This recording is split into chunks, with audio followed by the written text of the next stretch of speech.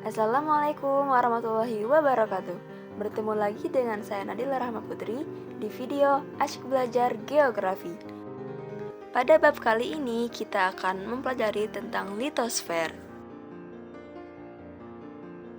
Kata litosfer diambil dari bahasa Yunani dan berarti lapisan batuan.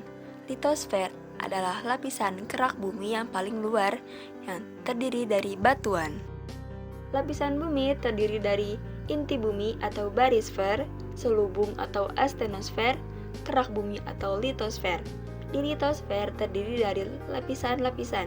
Yang pertama adalah sima atau silisium magnesium dan sial silisium aluminium. Berikut adalah ilustrasi dari lapisan bumi dari inti dalam, inti luar, selubung sampai ke lempeng benua dan lempeng samudra.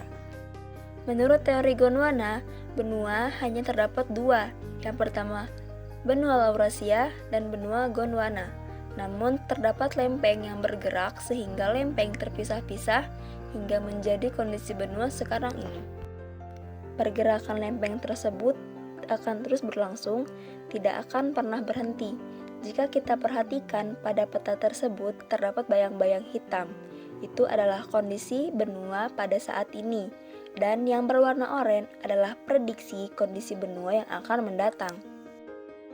Ini adalah lempeng-lempeng yang ada di bumi, terdiri dari beberapa lempeng dan arah pergerakannya. Jadi wajar saja ketika benua dan lempeng ini terus bergerak setiap hari atau bahkan tiap tahunnya. Ini terdapat ilustrasi siklus batuan, jadi tidak hanya siklus hidrologi saja yang mempunyai siklus, tapi batuan pun juga mempunyai siklus. Terdapat 3 batuan pembentuk bumi.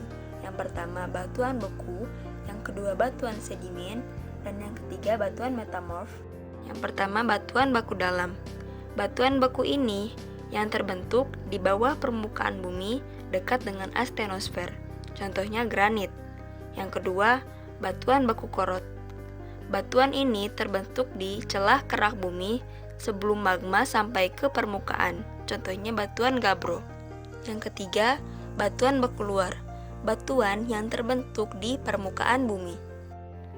Batuan sedimen dibedakan dari tempat pengendapan, yang kedua cara pengendapan, dan yang ketiga tenaga pengendapan.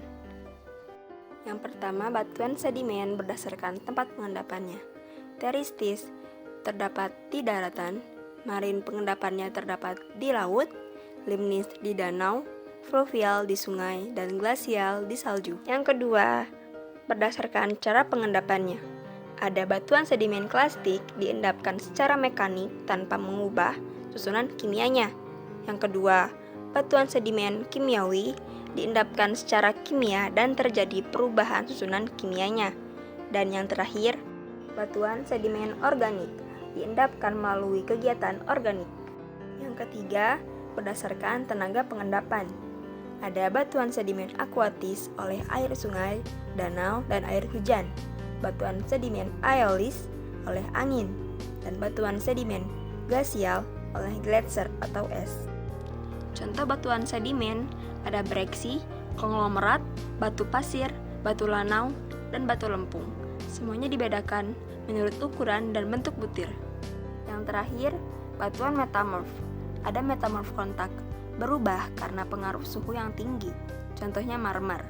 Yang kedua, metamorf dinamo, berubah karena tekanan yang sangat tinggi, contohnya batu sabak.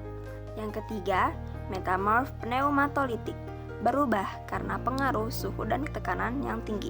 Berikut adalah pemanfaatan batuan, mulai dari pondasi, pembuatan patung, pengisi cor tiang, landasan dek bangunan, bahan semen, hiasan tembok, hingga perhiasan. Bisa kalian lihat atau perhatikan teks berikut.